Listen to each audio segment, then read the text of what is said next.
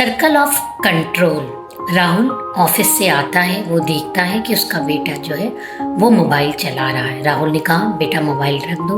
बेटे ने पापा की बात को अनसुना किया और मोबाइल लेके दूसरे कमरे में चला गया। कुछ देर बाद राहुल ने देखा कि बेटे ने उसकी बात नहीं मानी तो उसे गुस्सा आया। उसने कहा कि तुम मेरी बात नहीं सुनते हो, मोबाइल रख दो। इस बात पर राहुल के बेटे ने पिता को पलट के जवाब दिया, आपको कोई बात समझ में तो आती नहीं है पापा, आप बस चिल्लाना जानते हो। बेटे की ये बात सुनकर राहुल कुछ देर बैठ गया और अपने आप से एक सवाल किया, क्या मैं अपने बेटे को कंट्रोल कर सकता हूँ? नहीं, मैं अपने बेटे को कंट्रोल नहीं कर सकता, लेकिन मैं अपने बेटे को प्यार से समझा सकता हूँ। राहुल ने अपने व्यवहार में परिवर्तन लाया।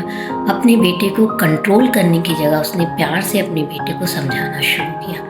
जब राहुल के व्यवहार में परिवर्तन आने से उसने देखा कि उसके बेटे के भी व्यवहार में परिवर्तन आने लग गया।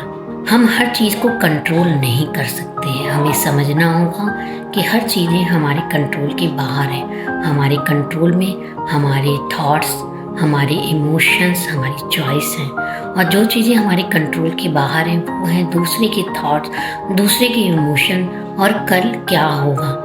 हर चीज़ को कंट्रोल करने के चक्कर में हम अपने जीवन में जहर घोलते जा रहे हैं। तो हमें रुक कर अपने आप से ये सवाल पूछने की ज़रूरत है कि क्या चीज़ हमारे कंट्रोल में है और क्या चीज़ें हमारे कंट्रोल में नहीं है। जब हमें ये बात समझ में आ जाती है कि हर चीज़ हमारे कंट्रोल में नहीं है तो हमारे दिल का दर्द जो है वो कम हो जाता है।